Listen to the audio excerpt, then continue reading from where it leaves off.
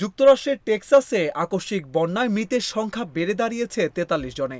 এদের মধ্যে ১৫ জনই শিশু। এখনও নিখোঁজ ২৭ জন। মৃতের সংখ্যা আরও বাড়ার আশঙ্কা করা হচ্ছে।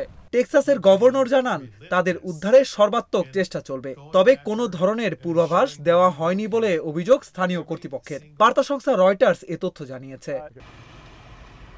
গত শুক্রবার স্বাধীনতা দিবস ঘিরে উৎসবে মেতে ওঠে পুরো যুক্তরাষ্ট্র। তবে ভিন্ন চিত্র টেক্সাসে। রাজ্যটির বাসিন্দারা লড়ছেন বাঁচা মরা নিয়ে। আকস্মিক বন্যায় বিপর্যস্ত অঙ্গরাজ্যটি। শুক্রবার সকালে ৪৫ মিনিটের ব্যবধানে ভারী বৃষ্টিতে সৃষ্ট বন্যায় গুয়াডালুপ নদীর পানি বেড়ে যায় ২৬ ফুট। ভয়াবহ বন্যায় মিলেছে প্রাণহানির তথ্য। ৪ প্রাপ্তবয়স্ক সহ অল গার্লস মিস্টিক ক্যাম্প থেকে নিখোঁজ ২০ জনের বেশি মেয়ে শিশু। তাদের সন্ধানে চলছে অভিযান। এখন পর্যন্ত উদ্ধার হয়েছে ২ শতাধিক মানুষ। হতাহতের সংখ্যা বৃদ্ধির শঙ্কা কর্তৃপক্ষের। বন্যার ভয়াবহতা পৌঁছেছে বিপর্যয়ের অতিমাত্রায়। তাই টেক্সাসবাসীকে প্রার্থনার আহ্বান গভর্নরের।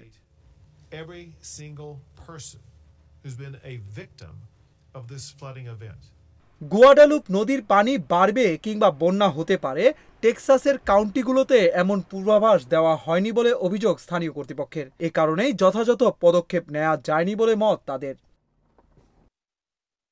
টেক্সাসের বন্যাকে ভয়াবহ ও মর্মান্তিক বলে মন্তব্য করেছেন মার্কিন প্রেসিডেন্ট ডোনাল্ড ট্রাম্প। আর স্থানীয়দের কর্তৃপক্ষের নির্দেশনা মানার আহ্বান জানান রাজ্যের 2 সিনেটর।